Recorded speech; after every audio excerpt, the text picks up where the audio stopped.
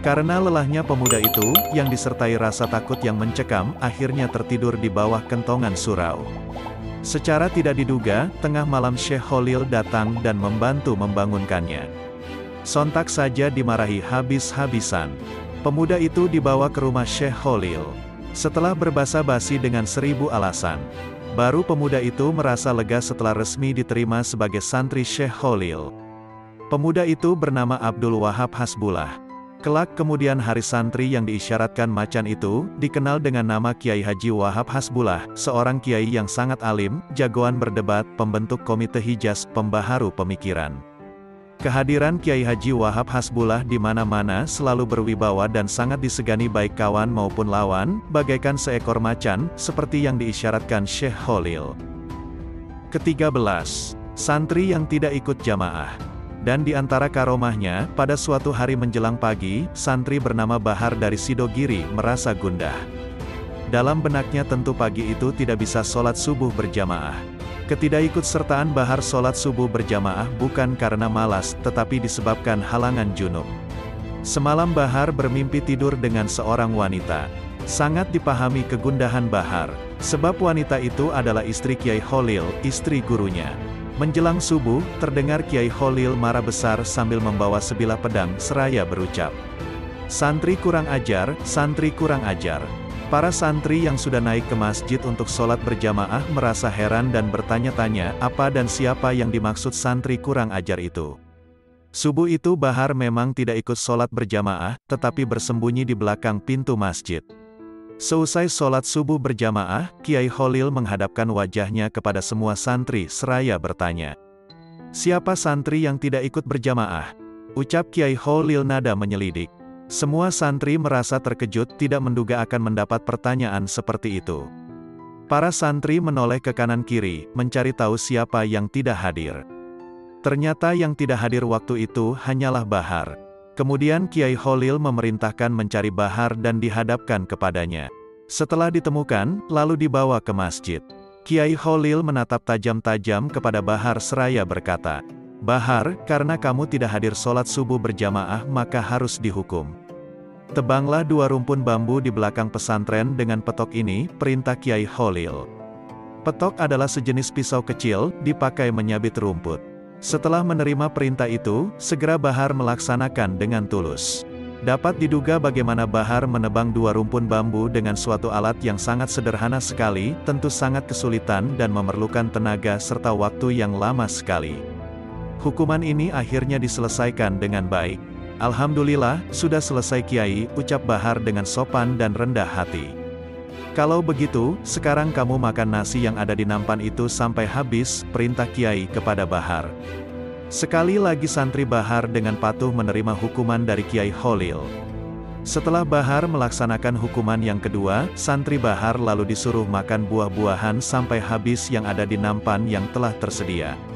Mendengar perintah ini, santri Bahar melahap semua buah-buahan yang ada di nampan itu.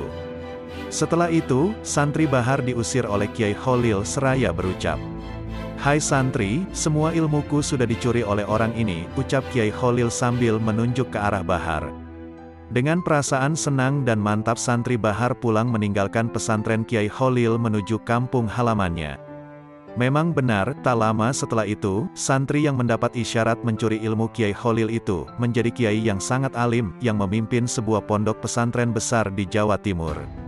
Kiai beruntung itu bernama Kiai Bahar, seorang kiai besar dengan ribuan santri yang diasuhnya di pondok pesantren Sidogiri, Pasuruan, Jawa Timur. Ke-14. Kedatangan Habib. Suatu hari menjelang sholat maghrib. Seperti biasanya Kiai Khalil mengimami jamaah sholat bersama para santri kedemangan. Bersamaan dengan Kiai Khalil mengimami sholat, tiba-tiba kedatangan tamu berbangsa Arab. Orang Madura menyebutnya Habib. Seusai melaksanakan sholat, Kiai Khalil menemui tamunya, termasuk orang Arab yang baru datang itu. Sebagai orang Arab yang mengetahui kefasihan bahasa Arab, Habib menghampiri Kiai Khalil seraya berucap, "Kiai, bacaan Al-Fatihah antum kurang fasih," tegur Habib. Setelah berbasa-basi beberapa saat, Habib dipersilahkan mengambil wudhu untuk melaksanakan sholat maghrib. Tempat wudhu ada di sebelah masjid itu. "Silahkan ambil wudhu di sana," ucap Kiai sambil menunjukkan arah tempat wudhu. Baru saja selesai wudhu, tiba-tiba sang Habib dikejutkan dengan munculnya macan tutul. Habib terkejut dan berteriak dengan bahasa Arabnya yang fasih, untuk mengusir macan tutul yang makin mendekat itu. Meskipun Habib mengucapkan bahasa Arab sangat fasih untuk mengusir macan tutul, namun macan itu tidak pergi juga. Mendengar ribut-ribut di sekitar tempat wudhu, Kiai Kholil datang menghampiri. Melihat ada macan yang tampaknya penyebab keributan itu, Kiai Kholil mengucapkan sepatah dua patah kata yang kurang fasih. Anehnya, sang macan yang mendengar kalimat yang dilontarkan Kiai Kholil yang nampaknya kurang fasih itu, macan tutul bergegas menjauh. Dengan kejadian ini, Habib paham bahwa sebetulnya Kiai Kholil bermaksud memberi pelajaran kepada dirinya, bahwa suatu ungkapan bukan terletak antara fasih dan tidak fasih, melainkan sejauh mana penghayatan makna dalam ungkapan itu. Ke-15. Berselisih. Suatu ketika Habib Jindan bin Salim berselisih pendapat dengan seorang ulama. Manakah pendapat yang paling sahih dalam ayat Maliki Yaumidin? Malikinya dibaca dengan memakai alif setelah mim, ataukah Maliki tanpa alif? Setelah berdebat tidak ada titik temu. Akhirnya sepakat untuk sama-sama datang ke Kiai Keramat Kiai Kholil Bangkalan. Ketika itu Kiai yang jadi maha guru para Kiai Pulau Jawa itu sedang duduk di dalam musola. Saat rombongan Habib Jindan sudah dekat ke musola, sontak saja Kiai Kholil berteriak, "Maliki Yaumidin ya Habib, Maliki Yaumidin Habib," teriak Kiai Kholil Bangkalan menyambut kedatangan Habib Jindan. Tentu saja dengan ucapan selamat datang yang aneh itu, sang Habib tak perlu bersusah payah menceritakan soal sengketa Maliki Yaumidin, ataukah Maliki Yaumidin itu. Demikian cerita Habib Lutfi bin Yahya ketika menjelaskan perbedaan pendapat ulama dalam bacaan ayat itu pada tafsir Tabari. Ke-16. Didatangi tamu. Di Bangkalan Madura, hidup sepasang suami istri yang cukup bahagia.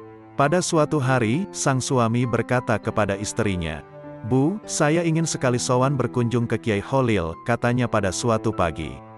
"Itu bagus sekali Pak, tetapi apa yang akan kita bawa sebagai oleh-oleh kepada Kiai Kholil?" "Kita tidak mempunyai apa-apa kecuali sebuah bentul," jawab istrinya. "Tidak apa-apa, bentul itu saja yang kita bawa. Asalkan kita ikhlas, insya Allah akan diterima," tegas sang suami meyakinkan istrinya. Maka berangkatlah suami istri tersebut ke Kiai Kholil. Dengan berbekal tawakal dan sebuah bentul, mereka yakin akan diterima Kiai Kholil dengan baik. Bentul adalah makanan sangat sederhana sejenis talas. Sesampainya di kediaman Kiai Kholil, kedatangannya sudah ditunggu. Mereka disambut dengan hangat. "Kiai, saya tidak membawa apa-apa, hanya sebuah bentul ini yang bisa kami haturkan untuk Kiai," ucap sang suami rada malu-malu. "Wah kebetulan, saya memang ingin makan bentul," jawab Kiai Kholil menghibur. Kemudian Kiai Kholil memanggil beberapa santri dan menyuruhnya untuk merebus bentul yang baru diterimanya itu. Tak lama setelah itu, santri datang membawa bentul yang sudah direbus itu. Kiai Kholil kelihatan sangat senang dan suka terhadap bentul itu, lalu dimakannya sampai habis. Suami istri yang sowan ke Kiai Kholil itu merasa senang, sebab apa yang dikhawatirkan selama ini menjadi kegembiraan. Beberapa hari kemudian, suami istri itu ingin sowan kembali ke Kiai Kholil. Masih segar diingatan suami istri itu akan kesukaan Kiai Kholil. Kali ini, tidak seperti terdahulu. Mereka membawa oleh-oleh bentul sebanyak-banyaknya dengan harapan Kiai Kholil sangat senang menerimanya. Maka berangkatlah suami istri tersebut ke ulama karismatik itu. Tidak seperti dahulu, dugaan mereka meleset. Mereka disambut dingin. Begitu juga dengan oleh-oleh yang banyak itu. Kiai Kholil tidak menerima oleh-olehnya dan disuruh bawa pulang kembali. Pada saat mereka pulang disadarinya apa yang telah mereka lakukan selama ini. Ternyata, oleh-oleh bentul yang pertama diniatkan semata-mata karena keikhlasan dan tawakal kepada Allah, sedangkan sowan yang kedua tidak dilandasi ikhlas, tetapi rasa pamrih.